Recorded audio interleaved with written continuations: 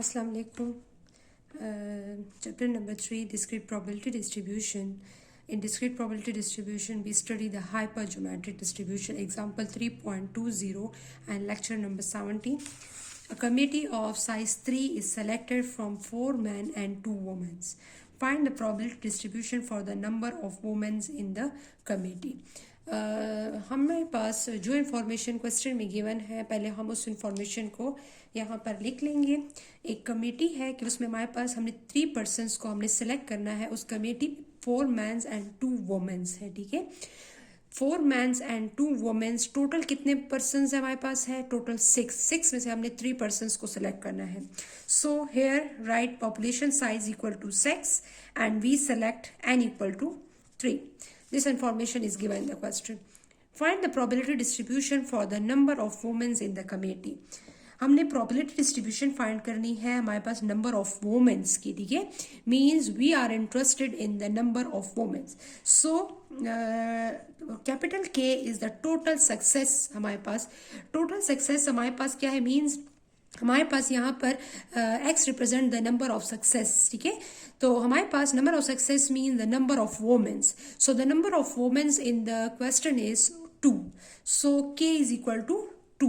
K represent the total success in the population and n represent the total population size and small n represent the sample size and we select K represent the total success and small x represent equal to 0, 1 or 2. 0 means no women, 1 mean only 1 woman and 2 means the 2 women's जो है वो दोनों के दोनों हम उसकी mean x जो है वो हमारे पास x equal to 2 means both are womens. ठीक है, तब हमने हमारे पास क्या है? अब हमारे पास यहाँ पर प्रोबेबिलिटी फंक्शन हमारे पास क्या है? Probability function is general. हम पहले जनरल फंक्शन लिख लेंगे. Capital K C x, capital N minus K and small n minus x and divided by capital N C n. ठीक है, and what is the range of x? 0, 1 and 2. हमारे पास x की range में हमने बात की थी. x range from 0 up to small n और k हम लास्ट में लिखा था. हमने ये लिखा था साथ में अगर k और n में जो स्मॉलर वैल्यू होगी वो हमारे पास लास्ट वैल्यू ऑफ x होगी. तब n में और k में स्मॉलर वैल्यू हमारे पास 2 है. सो 2 is the range, last value of the range of x. ठीक है, अब हमारे पास हमें क्या करना है? अब हमने इस क्वेश्चन में यहाँ पर प्रोबेबिलिटी डिस्ट्रीब्यूशन हमने बनाना है for the number of womens. Clear? तो हमने probability distribution the हाइपरजियोमेट्रिक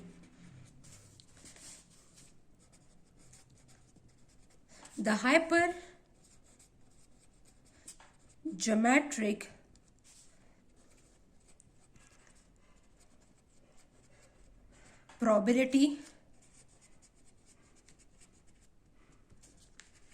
distribution is. ठीक है, तो hypergeometric probability distribution is. अब हमारे पास यहाँ पर x की वैल्यूज है. x value is 0, 1 and 2 and the probability of x हम यहाँ पर अब इसमें पुटिंग करेंगे. क्लियर? तो हमारे पास अब हमने यहाँ पर जो इन्फॉर्मेशन इस क्वेश्चन में गिवन है वो k, n और स्मॉल n वो पुट कर लेंगे और हम फिर लास्ट में x की वैल्यू 0, 1, 2 हम यहाँ पर टेबल में चेंज करेंगे. तो हमारे पास सबसे फर्स्ट वैल्यू जो हमारे पास है वो हमारे पास क्या है? k यहाँ पर क्या है? k is 2 cx n minus k. What is n? 6 minus 2, 3 minus x divided by, this is the general हम आप लिख रहे हैं जो इन्फॉर्मेशन क्वेश्चन में गिवन थी. आप उस वो इन्फॉर्मेशन इस प्रोबेबिलिटी डेंसिटी फंक्शन में हम पुट करेंगे. ठीक है, probability mass function, sorry probability mass function. इन डिस्क्रीट केस में हम ये हमारे पास फंक्शन आ गया. अब इसी फंक्शन में हमने x की वैल्यू पहले 0 पुट करनी, फिर 1 पुट करेंगे और फिर 2 पुट करेंगे. ठीक है, अब हमारे पास यहाँ पर इस क्वेश्चन में अगर आप देखें तो यहाँ पर क्या है?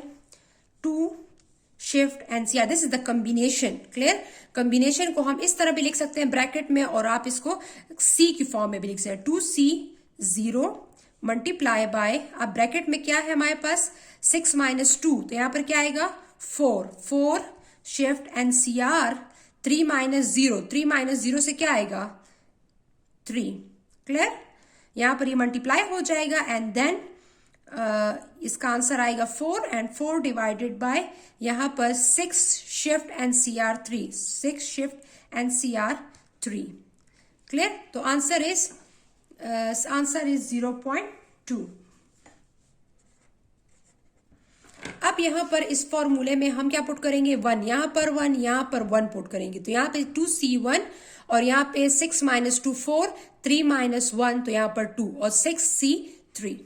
अब यहां पर देखें 2 shift NCR 1, clear, multiply by, इसके साथ मल्टीप्लाई करेंगे 6 माइनस 2, तो क्या आएगा 6 minus 2 4 shift NCR 6 minus 3 minus 1, 3 minus 1 से यहां पर आएगा 2, ठीक है, मल्टीप्लाई हो गया divided by 6 shift NCR 3, answer is 0.6। अब हम यहां पर 2 पुट करेंगे, 2 shift NCR 2, the answer is 1 multiply by 6 minus 2 4 shift NCR 3 minus 2, तो 1 आएगा यहां पर, इसके साथ मैंने मल्टीप्लाई कर लिया इन दोनों को, यहां से 1 और यहां से 4, तो 4 1 4 डिवाइडेड बाय, अब मैंने इसको क्या किया डिवाइड, किस पे डिवाइड किया 6 shift NCR 3, so the answer is 0.2, 0.2। अब आप इसको ऐड करें कि इधर सम से हमारे पास 1 आता है, sum of all the probability is always equal to 1। अब देखते हैं यहाँ पर 1 आता है कि नहीं, 0.2 प्लस 0.6 प्लस 0.2, तो हमारे पास 0.2 प्लस 0.6 प्लस 5 है, तो हमारे पास क्या आएगा sum of all the probability is always equal to 1। तो हमारे पास ये क्वेश्चन हमने इस तरह सॉल्व किया है। बस इस क्वेश्चन में आपने जो इन्फॉर्मेशन पहले क्वेश्चन में गिवन थी वो लिख लिया, फिर इसका मास फंक्शन लिख लिया, और फिर हाइपर ज्योमेट्रिक डिस्ट्रीब्यूशन में के एन और स्मॉल एन को हमने, हमारे पास फिक्स है वो हमने पुट कर लिया, और फिर एक्स की वैल्यू हमने पहले 0 फिर 1 फिर 2 हमने पुट की यहाँ पर, और इसकी प्रोबेबिलिटीज फाइंड आउट की, ठीक है।